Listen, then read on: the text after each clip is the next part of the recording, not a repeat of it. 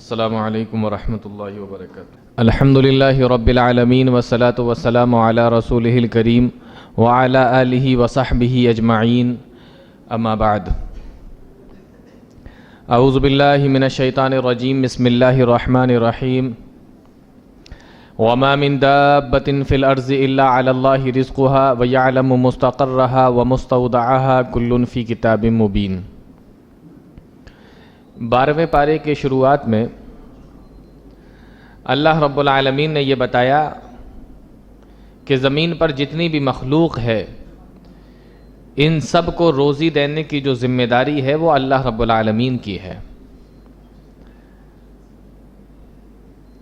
یعلم مستقرها ومستودعها، وہ مخلوق کہاں رہتی ہے اللہ کو یہ بھی معلوم ہے، ومستودعها، اور قیامت کے دن جب ان کو ہم نکالیں گے تو وہ جگہ کون سی ہوگی وہ بھی اللہ کو معلوم ہے۔ یہاں 3 چیزیں دیکھنے کے لائق ہیں۔ پہلی چیز تو یہ کہ روزی کی ذمہ داری کس کی ہے؟ اللہ رب العالمین کی۔ کسی کی روزی کسی دوسرے کے ہاتھ میں نہیں ہے۔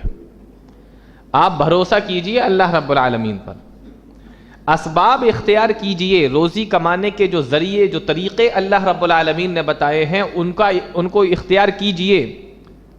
اس سے اللہ رب العالمین منع نہیں کرتا، وہ تو کرنا پڑیں گے، وہ اللہ رب العالمین نے جو بنائے، لیکن روزی کہاں کون دے گا؟ وہ اللہ رب العالمین ہی دے گا۔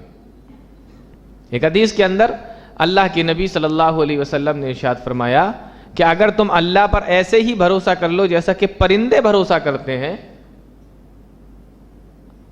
تو اللہ رب العالمین تمہیں روزیاں دے گا۔ کیسے کہ پرندے صبح کے وقت میں نکلتے ہیں تو بھوکے نکلتے ہیں اور شام کو جب واپس آتے ہیں تو ان کا پیٹ بھرا ہوا ہوتا ہے۔ تو روزی کا مالک اللہ رب العالمین ہے، روزی کا مالک کوئی کسی کا نہیں۔ اسباب اختیار کیجئے۔ آپ کو لگے گا کہ ہمیں پتہ نہیں یہاں سے ملے گی یا نہیں ملے گی، یہاں سے مل سکتی ہے یا نہیں مل سکتی ہے، لیکن حقیقت میں روزی اللہ رب العالمین دیتا ہے، آپ یہ مان لیجئے۔ اب دیکھیے اللہ نے فرمایا کہ جتنی مخلوق ہے سب کی روزی کی ذمہ داری میرے اوپر ہے۔ یہاں سے یہ پتہ چلا کہ اللہ رب العالمین کو ہر چیز کی جانکاری ہے، ہر چیز کا علم ہے، تبھی تو اللہ رب العالمین روزی پہنچائے گا۔ جب اللہ کو معلوم ہے کہ میری کون سی مخلوق کہاں پر رہتی ہے تبھی تو روزی پہنچائے گا۔ سمندر کے اندر، سمندر کی تہ میں، سمندر کے بالکل نیچے لاسٹ میں تہ کے اندر کون سی مخلوق کہاں ہے، یہاں تک کہ کون سی چیونٹی کس بل کے اندر ہے، کون سا کیڑا کس پتھر کے اندر ہے، ہر چیز کے بارے میں اس کو جانکاری ہے، تبھی تو اللہ رب العالمین پہنچائے گا۔ تو پتہ یہ چلا اللہ رب العالمین کا علم معلوم ہوا، کمال علم معلوم ہوا کہ اس کا علم کتنا زبردست ہے۔ اور پھر یہ پتہ چلا کہ روزی اللہ ہی کے ہاتھ میں ہے۔ جب اس کا علم معلوم ہوا اور اس کی رزاقیت معلوم ہوتی ہے اس آیت کے اندر کہ روزی دینے والا اللہ رب العالمین ہے۔ اللہ نے فرمایا یعلم مستقرها ومستودعها، مجھے معلوم ہے کہ وہ کہاں پر رہتے ہیں، کون سی مخلوق کہاں رہتی ہے، مجھے جانکاری ہے اس کی، وہ جانتا ہے۔ اور پھر یہ بھی کہا کہ ومستودعها، مستودع کے معنی ہوتا ہے سونپے جانے کی جگہ، آدمی جہاں پر لاسٹ میں جہاں پہنچے اس جگہ کو مستودع کہتے ہیں۔ دیکھیں یہاں قبر کا نام نہیں لیا گیا کہ جب قبر میں جائیں گے اور پھر وہاں سے نکلیں گے تو وہ جگہ بھی مجھے معلوم ہے۔ کبھی کبھی انسان ہوتا ہے کہ اس کو قبر ملتی ہی نہیں، کسی جانور نے کھا لیا، کسی مچھلی نے کھا لیا، کسی درندے نے پھاڑ دیا، جلا دیا گیا، راکھ بنا دیا گیا، تو وہ لاسٹ میں کہاں کہاں پہنچا مجھے اس کی جانکاری ہے اور میں سب کو اکٹھا کرنے پر قادر ہوں۔ یعلم مستقرها ومستودعها کا مطلب یہ ہے ابھی رہتے کہاں ہو یہ بھی معلوم، اور قیامت کے دن مجھے تمہیں کہاں کہاں سے نکالنا ہے یہ بھی مجھے جانکاری ہے۔ اور اللہ نے فرمایا کل فی کتاب مبین، یہ ساری چیزیں میرے پاس ایک کتاب ہے اس میں لکھی ہوئی ہیں، جس کتاب کو لوح محفوظ کہا جاتا ہے، اسی میں قرآن بھی لکھا ہوا ہے، اسی میں تمام کتابیں جو ابھی تک نازل ہوئی ہیں وہ سب اسی میں لکھی ہوئی ہیں۔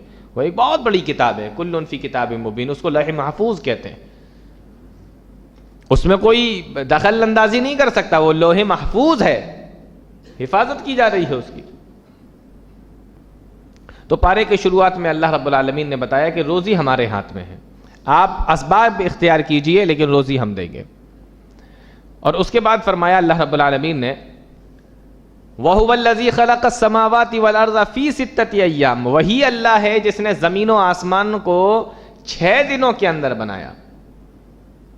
اب سوال یہاں یہ ہوتا ہے کہ 6 دن میں بنانے کی کیا ضرورت؟ اللہ رب العالمین کو زمین اور آسمان بنانے میں 6 دن لگیں گے؟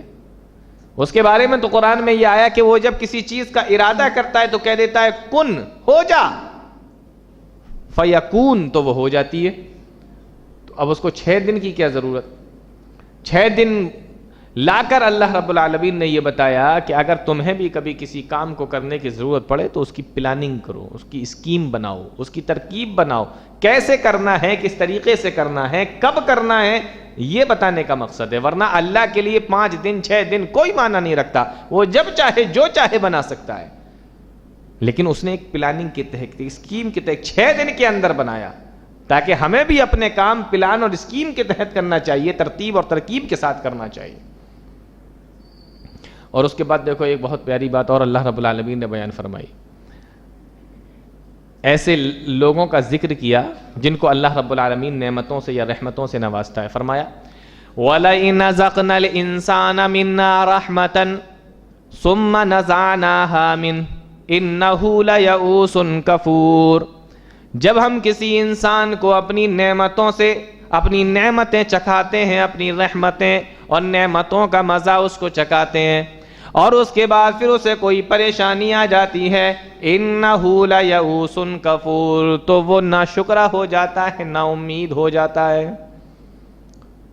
جب تک نعمتیں آ رہی تھیں، نعمتیں مل رہی تھیں تو مزے تھے، بہت اچھی لائف گزر رہی تھی، زندگی گزر رہی تھی. لیکن جب اللہ نے وہ رحمتیں چھین لی، وہ نعمتیں لے لی، تو اب اس کو صبر کرنا چاہیے تھا نا. بھئی آپ کا تھا کیا؟ اس کا تھا، اس نے جب تک چاہا آپ کو دیا، اور اس کے بعد جب چاہا اس نے لے لیا. اب جب چلا گیا تو صبر کرو، دعا کرو اللہ رب العالمین سے، اور دیکھو کہ کون سی غلطی کی وجہ سے ہم سے وہ نعمتیں چھینی ہیں. تو یہ نہ کر کے وہ کیا کرتا ہے، لَيَئُوسٌ كَفُورٌ، ناشکرا بن جاتا ہے. سب میں کہتا پھرتا ہے کہ میرے ساتھ ایسا ہوا، میرے ساتھ ایسا ہوا، اللہ کی رحمت سے نا امید ہو جاتا ہے. اور دوسرے شخص کے بارے میں فرمایا کہ وَلَئِنْ أَذَقْنَاهُ، دیکھو یہ تو وہ آدمی تھا کہ جس کے پاس پہلے نعمتیں تھیں بعد میں لے لی گئی. اب ایک ایسا آدمی کہ جس کے پاس میں پہلے پریشانیاں تھیں پھر اس کو نعمتوں سے نواز دیا گیا. وَلَئِنْ أَذَقْنَاهُ نَعْمَاءَ بَعْدَ ضَرَّاءَ، مصیبتوں کے بعد، پریشانیوں کے بعد ہم نے اس کو نعمتوں کا مزہ چکھا دیا، ہم نے اس کو رحمتیں اور نعمتیں اپنی اس کے اوپر نازل کر دیں. تو اس آدمی کا حال یہ لَيَقُولَنَّ ذَهَبَ السَّيِّئَاتُ عَنِّي إِنَّهُ لَفَرِحٌ فَخُورٌ، تو یہ لوگوں کے سامنے اتراتا پھرتا ہے، تکبر دکھاتا ہے. تو دونوں ہی غلط ہے نا. جس کو پہلے ملی چھن گئی یہ نا امید ہو گیا، جس کے پاس پہلے پریشانی تھی بعد میں تو یہ اترانے لگا، گھمنڈی بن گیا. آگے اللہ رب العالمین نے پھر ایک تیسرے آدمی کا ذکر کیا، إِلَّا الَّذِينَ صَبَرُوا وَعَمِلُوا الصَّالِحَاتِ، مگر جو میرے صبر کرنے والے بندے ہوتے ہیں، مگر وہ لوگ جو صبر کرتے ہیں، نیک عمل کرتے ہیں، وہ ایسا کام نہیں کرتے اگر نعمتیں دے کر پھر ان سے چھین لی جائیں تو اس پہ وہ صبر کرتے ہیں، یا پریشانی کے بعد میں اگر ان کو نعمتیں دے دی جائیں تو وہ اس پر اتراتے نہیں ہیں، گھمنڈ نہیں دکھاتے. یہ میرے ایسے بندے ہیں. إِلَّا الَّذِينَ صَبَرُوا وَعَمِلُوا الصَّالِحَاتِ أُولَٰئِكَ لَهُم مَّغْفِرَةٌ وَأَجْرٌ كَبِيرٌ، ہم ان کی مغفرت بھی فرمائیں گے اور ان کو بڑا اجر بھی عطا فرمائیں گے. یہ تیسرا گروہ ہے.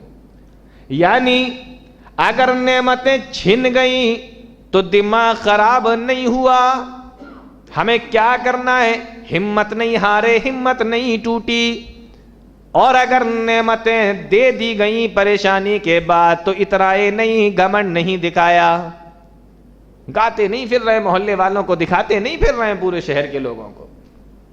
فرمایا یہ صبر کرنے والے بندے ہیں. تو یہ تیسرا جو گروہ ہے، تیسرے قسم کے جو لوگ ہیں، یہ اللہ رب العالمین کو پسند ہے. اللہ نے فرمایا اولئک لہم مغفرۃ واجر کبیر، ان کے لیے مغفرت ہے، ان کے لیے بڑا اجر ہے. تو تو یہ 3 طریقے کے لوگ. اور اس میں ایک بہت ہی عجیب نکتہ بیان کیا گیا ہے کہ دیکھو اللہ رب العالمین نے دونوں جگہ پہ ازقنا کا لفظ استعمال فرمایا. وَلَئِنْ أَزَقْنَا الْإِنسَانَ مِنَّا رَحْمَةً, جب ہم انسان کو رحمت چکھاتے. وَلَئِنْ أَزَقْنَاهُ نَعْمَاءَ بَعْدَ ضَرَّاءٍ, جب ہم مصیبت کے بعد انسان کو نعمت چکھاتے. دونوں جگہ چکھانے کا لفظ استعمال کیا گیا. چکھنے کا لفظ اور چکھانے کا لفظ سے معلوم ہو رہا ہے کہ جو دنیا کی نعمتیں ہیں نا وہ بہت تھوڑے سے وقت کے لیے دی جاتی ہیں. بھئی آدمی کتنی دیر چکھتا ہے کسی چیز کو؟ اگر میں آپ کو دوں یا آپ مجھے دیں چکھنے کے لیے, ہاں تو کتنی دیر؟ بس آپ نے یوں لیا, ایسے زبان پہ رکھا اور اس کے بعد ختم. اسی کو تو چکھنا بولتے ہیں نا. تو اللہ نے نعمتیں دینے کا ذکر چکھنے سے کیا, یعنی جو دنیا کی نعمتیں بس اتنی دیر کے لیے ہیں, صرف اتنی دیر کے لیے, اس کے بعد ختم. دنیا کی نعمت عارضی ہے, ختم ہو جانے والی ہے. تو یہ دنیا ہے, اس کے پیچھے اتنا نہ بھاگو کہ آخرت برباد ہو جائے. اور اللہ نعمتیں دے تو اس کا شکر ادا کرو, اور اگر چلی گئی ہو تو اس سے دعا کرو. یہ اللہ رب العالمین بتا رہا ہے. اب اس کے آگے اللہ رب العالمین نے بیان فرمایا قرآن کریم کے تعلق سے. مشرکین مکہ کہتے تھے یہ تو محمد صلی اللہ علیہ وسلم نے گڑھ لیا, یہ اللہ کی جانب سے نہیں ہے. اللہ بیان فرماتا ہے ام یقولون افترا, یہ لوگ کہتے ہیں کہ تم نے اس کو بنایا ہے, تم نے اس کو گڑھا ہے, تم نے اس کو بنا لیا ہے. قل فاتوا بعشر صور مثلہ مفتریات, اے میرے نبی آپ ان لوگوں سے کہہ دیجئے کہ جو قرآن ہم تمہیں پڑھ کر سناتے ہیں اس کے اندر جو صورتیں نازل فرمائی ہیں میرے پروردگار نے, تم اس جیسی 10 صورتیں بنا کے لے آؤ. وَادْعُوا مَنِ اسْتَطَعْتُم مِّن دُونِ اللَّهِ, اور تم اللہ کے علاوہ دنیا میں جس کو بھی چاہو اپنی طرف شمار کر لو, ان کی مدد لے لو اور اس جیسی 10 صورتیں بنا کر لے آؤ. 10 صورتیں لے کر آ جاؤ, جو میں تمہیں پڑھ کر سناتا ہوں ایسی لے کر آ جاؤ. اتنا بڑا چیلنج مکہ کے لوگوں کے سامنے, اور مکہ کے وہ لوگ جن کو اپنی زبان پر اتنا گھمنڈ تھا کہ عرب کے علاوہ ساری دنیا کے لوگوں کو وہ لوگ عجمی کہتے تھے, گونگا کہہ کر پکارتے تھے. معلوم ہے نا یہ بات؟ تو عرب اور عجم, یعنی عرب کے علاوہ جتنی دنیا کے اندر جتنے ملک ہیں سب کو وہ لوگ عجمی کہتے تھے. اور عجم کے معنی عربی میں گونگا ہوتا ہے.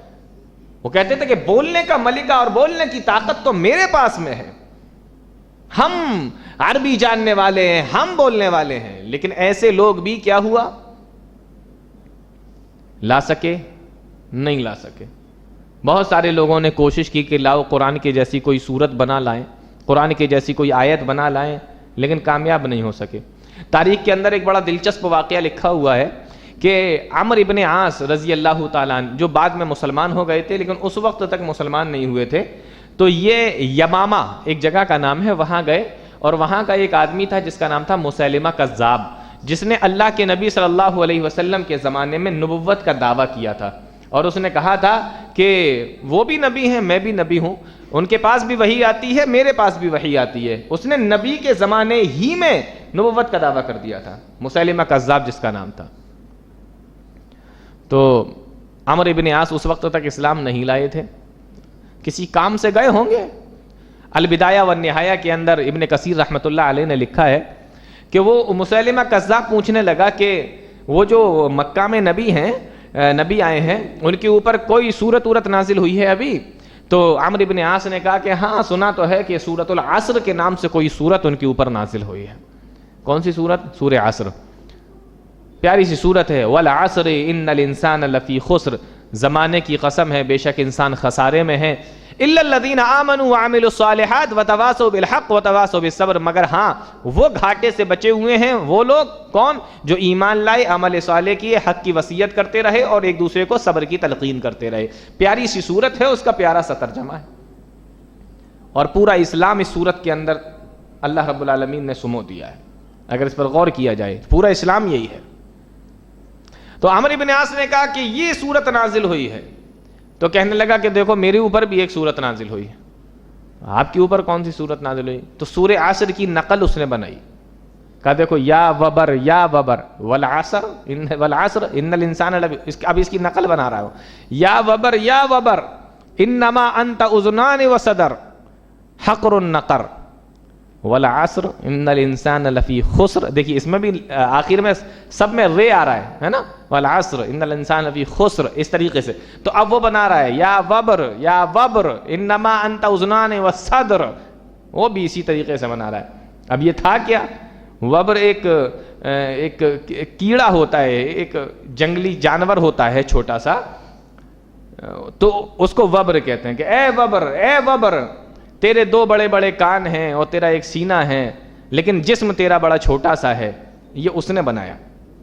اب بتائیے کہاں ایک طرف اللہ کے قرآن کی آیتیں, اللہ کے قرآن کی سورت جس کا اتنا پیارا اور اتنا بہترین ترجمہ, اور ایک طرف وہ کہ جانور چھوٹا ہوتا ہے کہ کان بڑے ہوتے ہیں, وہ اس کی صورت. تو کوئی بنا کے نہیں لا سکا. کوششیں تو بہت لوگوں نے کی, بے شمار واقعات تاریخوں میں اس طریقے کے لکھے ہوئے ہیں کہ فلاں نے کوشش کی, اس نے کی, لیکن کوئی قرآن کے مقابلے میں نہیں لا سکا. اور سب سے بڑی بات یہ ہے کہ آپ جب قرآن کی نقل بنانے کی کوشش کریں گے تو الف سے لے کے یہ تک, یہ الفاظ, یہ حروف کس نے نازل کیے؟ اللہ رب العالمین نے. اب آپ نقل لے کے آ رہے ہیں نا, تو یہ حروف کیوں استعمال کر رہے ہیں؟ آپ اپنے لائیے پہلے, تو نہیں سمجھ میں آیا؟ پہلے تو آپ اپنے لائیے, اس کے بعد پھر بنائیے.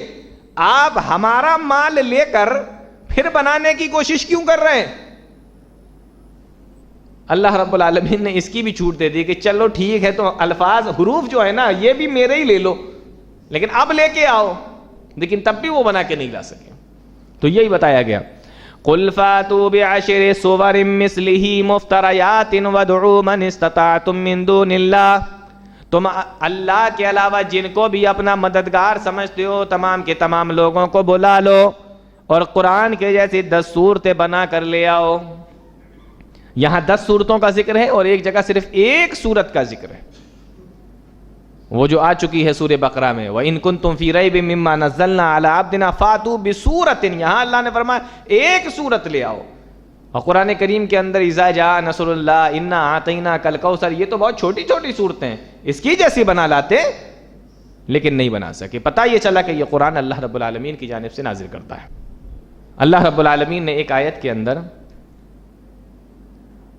مومنوں کی مثال اور منافقوں کی مثال, یا یوں کہہ لو اللہ کے ماننے والے مسلمانوں کی مثال اور اللہ کا انکار کرنے والوں کی مثال بیان فرمائی ہے. دونوں چیزوں کو دیکھیے.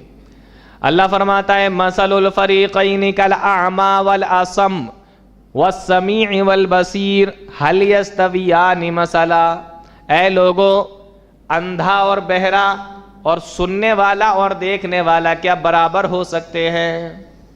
ایک آدمی اندھا بھی ہو, بہرا بھی ہو, اور ایک آدمی دیکھنے والا بھی ہو, سننے والا بھی ہو, کیا دونوں برابر ہو سکتے ہیں؟ اس مثال کے اندر اللہ نے یہ بتایا کہ ایک طرف تو وہ ہے جو دیکھ رہا ہے اور ایک طرف وہ ہے جس کو دکھائی نہیں دیتا. یعنی ایک سیدھے راستے پر جا رہا ہے اور ایک کا راستہ غلط ہے. ایک طرف اللہ کا ماننے والا ہے اور ایک طرف اللہ کا نافرمان ہے, اللہ کا انکار کرنے والا ہے. دونوں برابر نہیں ہو سکتے.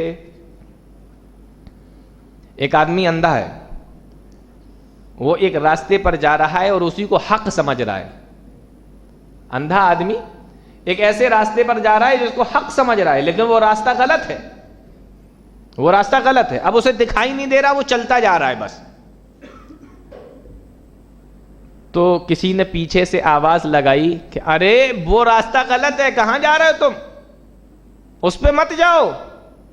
تو اب اس بیچارے کے پاس میں, چلو ٹھیک ہے آنکھیں نہیں تھیں, اگر کان ہوتے تو کم سے کم اس کو پتا چل جاتا کہ نہیں کہ میں غلط راستے پہ جا رہا ہوں. لیکن یہ تو ایسا ہے کہ آنکھیں تو ہیں ہی نہیں, کان بھی نہیں ہے. اب کسی نے اگر آواز بھی لگائی تو آواز کا کوئی فائدہ ہوا ہی نہیں اس کے لیے. وہ جہاں جا رہا ہے جاتا چلا جائے گا, آگے گڈھا ہے, کنواں ہے, کیا ہے اسے نہیں پتا.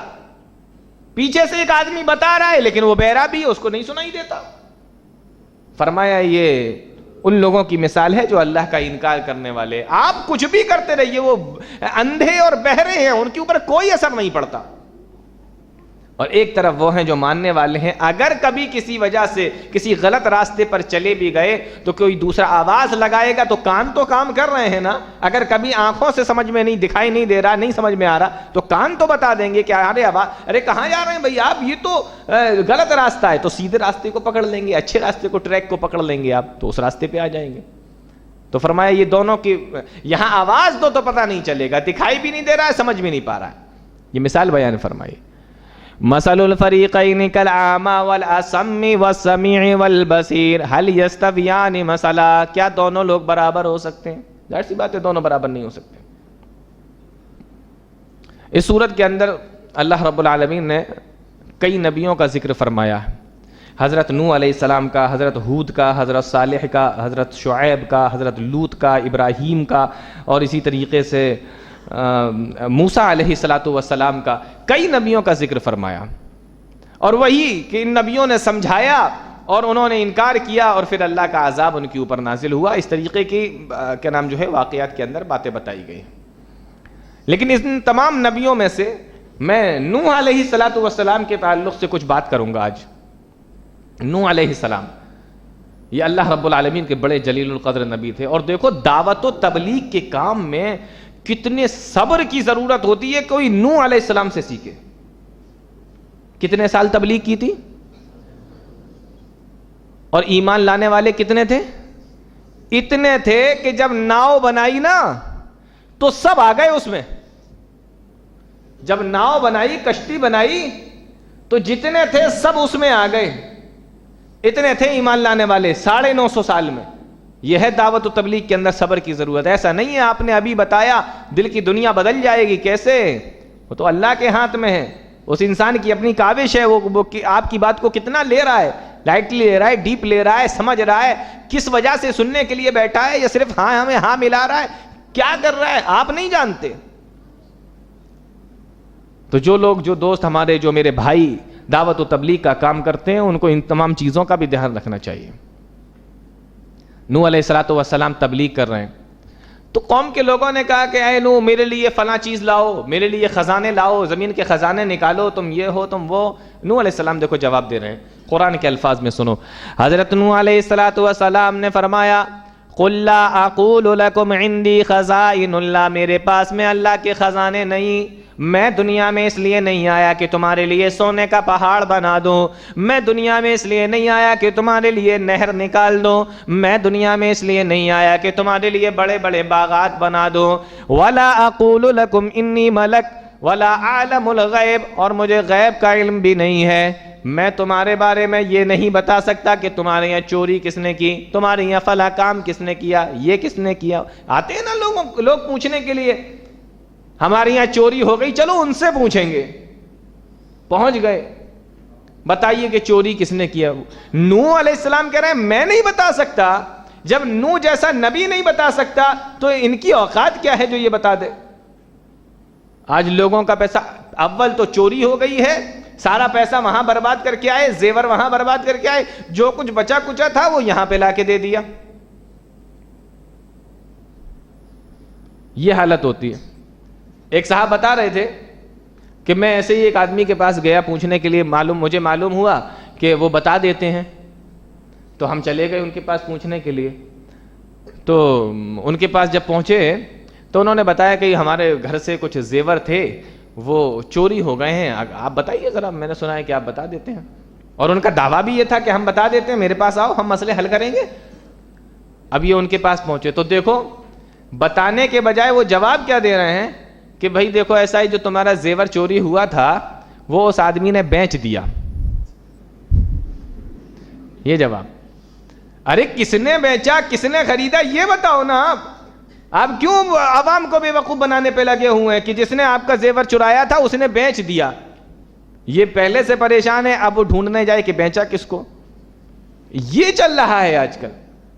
نبی فرماتے ہیں کہ مجھے غیب کا علم نہیں. حضرت نوح علیہ السلام بتا رہے ہیں اور آگے فرماتے ہیں وَلَا أَقُولُ لَكُمْ إِنِّي مَلَكٌ، تم جو یہ کہتے ہو کہ یہ کیسا نبی ہے، کھا بھی رہا ہے پی بھی رہا ہے اور بیوی ہیں بچے ہیں، یہ تو کہا میں کوئی فرشتہ تھوڑی ہوں جو مجھے ضرورت نہیں پڑے گی کسی چیز کی، میں انسان ہوں، مجھے کھانے کی ضرورت، پینے کی ضرورت، میری بیوی ہیں بچے ہیں سب ہیں، میں انسان ہوں. لا أقول لكم إني ملک، میں فرشتہ نہیں ہوں. تو اس طریقے سے جب وہ بحث کرتے تھے تو حضرت نوح علیہ السلام ان کو سمجھایا کرتے تھے. جب کافی بحث ہو گئی تو نوح علیہ السلام سے ایک دن قوم کے لوگ کہنے لگے یا نوح قد جادلتنا فاکثرت جدالنا فاتنا بما تعدنا ان كنت من الصادقین. اے نوح جھگڑے تو بہت ہو گئے، اختلاف تو بہت ہو گئے، اب جس عذاب کے بارے میں تم مجھے ڈراتے ہو اس عذاب کو لے کر آ جاؤ، لاؤ وہ عذاب، اب اسی سے نپٹتے ہیں. فاتنا بما تعدنا ان كنت من الصادقین. نوح علیہ السلام نے جواب دیا انما یاتیکم بہ اللہ ان شاء وما انتم بمعجزین. وہ عذاب ہم نہیں لائیں گے، عذاب بھی اللہ لائے گا. دیکھو یہ ہے نبی کی توحید. اے نوح تم لے کر آؤ وہ عذاب. تو یہ نہیں کہا ٹھیک ہے ہم لے کے آتے ہیں، یہ نہیں کہا اس کو بھی اللہ ہی لائے گا، ہم نہیں لائیں گے. یہ ہے توحید، یہ ہے اللہ رب العالمین پر ایمان. اللہ رب العالمین نے نوح علیہ السلام کے اوپر وحی نازل فرمائی وَأُوحِيَ إِلَى نُوحٍ أَنَّهُ لَن يُؤْمِنَ مِن قَوْمِكَ إِلَّا مَن قَدْ آمَنَ. اے میرے بندے نوح، جتنے لوگ اس وقت ایمان لا چکے ہیں، لَن يُؤْمِنَ مِن قَوْمِكَ، اس کے علاوہ اب ایک بھی آدمی تمہارے اوپر ایمان نہیں لائے گا، اس لیے اب میرا عذاب ان کے اوپر آنے والا ہے. تو تم ایک کام کرو وَيَصْنَعُ الْفُلْكَ، اب تم ایک کام کرو کشتی بناؤ. وَاصْنَعِ الْفُلْكَ بِأَعْيُنِنَا وَوَحْيِنَا، ہم تمہیں بتائیں گے کہ کس طریقے سے بنانا ہے، تم میری نگرانی میں کشتی بناؤ. حضرت نوح علیہ السلام نے کشتی بنانا شروع کر دی. كُلَّمَا مَرَّ عَلَيْهِ مَلَأٌ مِّن قَوْمِهِ سَخِرُوا مِنْهُ. جب یہ کشتی کو بنایا کرتے تھے، اس ناؤ کو بنایا کرتے تھے اور کوئی بھی ان کے پاس سے نکل کے جایا کرتا تھا، کلما مر علیہ ملأ من قومہ سخروا منہ، تو ان کا مذاق بنایا کرتا تھا. ان کو دیکھو کبھی اللہ کے نبی بن جاتے ہیں، کبھی بڑھئی بن جاتے ہیں، ہے نا، وہ کیا بولتے ہیں، کارپینٹر بولتے ہیں نا، کہ دیکھو کبھی نبی ہونے کا دعویٰ کرتے ہیں، کبھی کارپینٹر بن جاتے ہیں. کچھ سمجھ میں نہیں آ رہا ان کا حساب کتاب. ہیں کون یہ پتا تو چلے، یہ کارپینٹر ہیں یا نبی ہیں، کچھ تو پتا چلے. مذاق. اور اس پر ایک مذاق اور، کئی سال سے نوح علیہ السلام کی قوم کے اندر، بستی کے اندر بارش نہیں ہوئی تھی.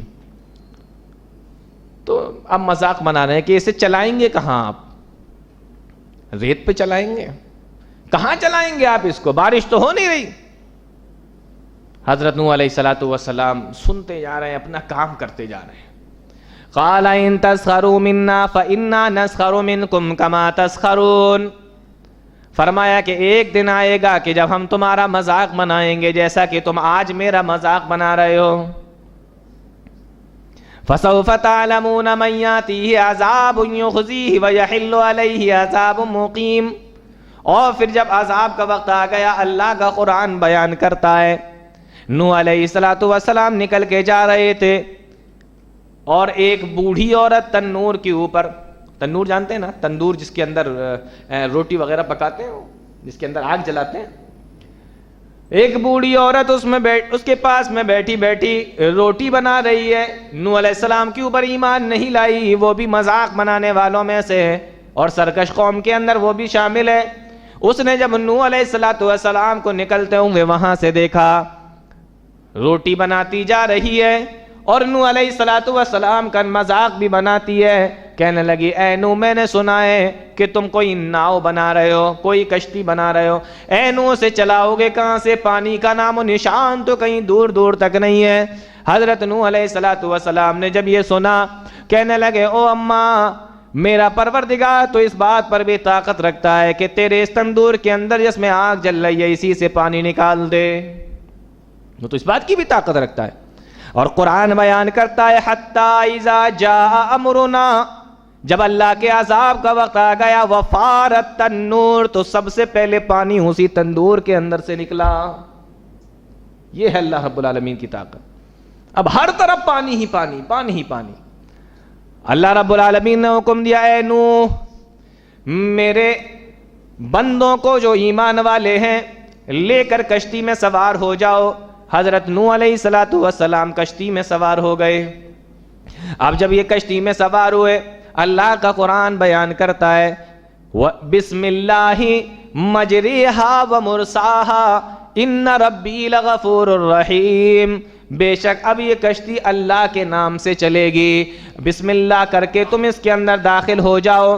اب یہ کشتی اللہ کے نام سے چلے گی. اب اس کا چلنا بھی اللہ کے اوپر ہے اور اس کا روکنا بھی اللہ ہی کے ہاتھ میں ہے. تم اس کے اندر سوار ہو جاؤ. تو نوح علیہ السلام اپنے 3 بیٹوں کو، ان کے 4 بیٹے تھے، 3 ایمان لائے تھے، 1 ایمان نہیں لایا تھا. تو 3 بیٹوں کے ساتھ بیوی سے کہا تو بھی آ جا. بیوی کہتی میں نہیں آتی. تو وہ بھی قوم کے ساتھ چلی گئی. اور وہ چند لوگ جو ان کے ماننے والے تھے جن کی تعداد بہت سے زیادہ، بہت 80 بتائی جاتی ہے، وہ سب اس میں شامل ہو گئے. اور اللہ رب العالمین نے کہا کہ یہ جانور تمہیں نظر آ رہے ہیں ان کو بھی جوڑے رکھ لو اس کے اندر. یہ رکھ لیے. اب وہ کشتی چلی. کشتی چل رہی ہے، پانی بڑھتا جا رہا ہے، آسمان سے بھی پانی آ رہا ہے، زمین سے بھی پانی نکل رہا ہے، ہر طرف پانی پانی. اتنے میں کیا دیکھتے ہیں کہ وہی بیٹا جس نے انکار کر دیا تھا وہ بھاگ رہا ہے پانی سے بچنے کے لیے. کبھی اس پہاڑی کی طرف جاتا ہے، کبھی اس طرف جاتا ہے، کبھی اس طرف جاتا ہے، اور یہ کشتی چلی جا رہی ہے. جب اپنے بیٹے کو دیکھا، دیکھو باپ تو باپ ہی ہوتا ہے نا، دل کے اندر شفقت جاگ اٹھی. آواز لگائی یا بنی ارکب معنا ولا تکن مع الکافرین. او میرے بیٹے میرے ساتھ میں سوار ہو جا، آج یہ انکار کرنے والوں کا ساتھ نہ دے. وہ جواب دیتا ہے قال سآوی الی جبل یعصمنی من الماء. ہم پہاڑ کی چوٹی پہ چڑھ جائیں گے، پانی سے بچ جائیں گے. آواز آئی. نوح علیہ الصلوۃ والسلام نے فرمایا لا عاصم اليوم من امر اللہ الا من رحم. آج کے دن اللہ کے عذاب سے کوئی بچ نہیں سکتا، تو کہیں بھی چلا جا. نوح علیہ الصلوۃ والسلام کے سامنے بیٹا ڈوب گیا. 6 مہینے تک اسی طریقے سے وہ کشتی چلتی رہی، بارش ہوتی رہی، پوری قوم تباہ و برباد ہو گئی. اور اس کے بعد قرآن کہتا ہے کہ وہ کشتی جودی پہاڑ کے اوپر جا کے ٹھہر گئی. پھر اس کے بعد بڑا لمبا واقعہ ہے، یہ سب اترے اس میں سے اور پھر سے ایک الگ ہی دنیا آباد ہوئی. اسی لیے حضرت نوح علیہ السلام کو آدم ثانی بھی کہا جاتا ہے. اسی دوران، اسی طوفان کے دوران حضرت نوح علیہ الصلوۃ والسلام نے اللہ رب العالمین سے ایک دعا مانگی. کہا اے اللہ تو نے کہا تھا کہ میں تیرے اہل کو بچا لوں گا، تیرے عیال کو بچا لوں گا، تیرے گھر والوں کو بچا لوں گا. آج میرا بیٹا میرے سامنے ڈوب رہا ہے، اے اللہ اس کو بچا لے. اللہ نے آواز دی انہ لیس من اہلک. اے نوح یہ تیرا بیٹا تیرے اہل و عیال میں سے نہیں ہے. معلوم یہ ہوا کہ اگر اسلام پر آدمی صحیح سے قائم نہیں ہے یا اسلام کا ماننے والا نہیں ہے تو حضرت نوح علیہ الصلوۃ والسلام کے بیٹا وہ کنعان آپ کا بیٹا تھا، اس کے باوجود بھی اللہ رب العالمین اس کو بیٹا ماننے کے لیے تیار نہیں. تو یہ ہے معاملہ. دین ہونا بہت ضروری ہے انسان کی زندگی کے اندر. انہ لیس من اہلک. کیوں؟ اس لیے کہ انہ عمل غیر صالح، اس کے عمل اچھے نہیں ہیں. فلا تسألنی ما لیس لک بہ علم. اور تم ایسی چیزوں کے بارے میں مجھ سے سوال نہ کیا کرو جس کے بارے میں تمہیں علم نہیں ہے. اللہ رب العالمین نے اپنے بندے نوح علیہ الصلوۃ والسلام کو سمجھایا.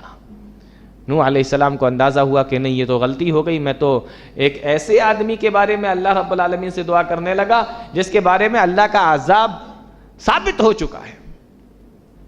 اللہ رب العالمین نے حضرت نوح علیہ السلام کی اس خطا کو درگزر فرما دیا، معاف کر دیا. تو اس طریقے سے وہ پوری قوم ہلاک و برباد ہو گئی. کیا پتہ چلا؟ معلوم یہ ہوا کہ اگر انسان کے اندر دین نہیں ہے، انسان کے اندر ایمان نہیں ہے، تو آپ کس کے بیٹے ہیں، آپ کس کی بیوی ہیں، آپ کس کے شوہر ہیں، اس سے کوئی فرق نہیں پڑتا. اللہ رب العالمین کو کوئی فرق نہیں پڑتا اس چیز سے کہ آپ کس کے بیٹے ہیں. اگر آپ کے اندر دین نہیں، آپ کے اندر ایمان نہیں ہے، آپ اٹھا کر دیکھو، فرعون ڈوبا لیکن اس کی بیوی آسیہ کو اللہ رب العالمین نے کتنا بڑا مقام عطا فرمایا، قرآن میں اس کا ذکر ہے۔ ادھر نوح علیہ السلام ہے اور ان کی بیوی سامنے ڈوبی کہ نہیں ڈوبی، نوح کا بیٹا ڈوبا کہ نہیں، ابراہیم کے باپ کے بارے میں بخاری کی روایت ہے کہ نہیں، اللہ رب العالمین اس کو بجو کی شکل میں کل قیامت کے دن بنا دے گا۔ تو آپ نبی کے بیٹے ہیں، نبی کے باپ ہیں، نبی کی بیوی ہیں، یا کون ہے، اس سے اللہ کو کوئی فرق نہیں پڑتا۔ دین چاہیے اللہ رب العالمین کو، ایمان چاہیے اللہ رب العالمین کو۔ تو یہ بتایا اللہ رب العالمین ان تمام واقعات کے اندر، پھر ہود علیہ السلام کا، پھر صالح علیہ السلام کا، پھر شعیب کا، پھر لوط کا، ابراہیم کا، اور اس طریقے سے یہ واقعات آگے چلتے چلے گئے اور اس طریقے سے اللہ رب العالمین نے بیان فرمائے۔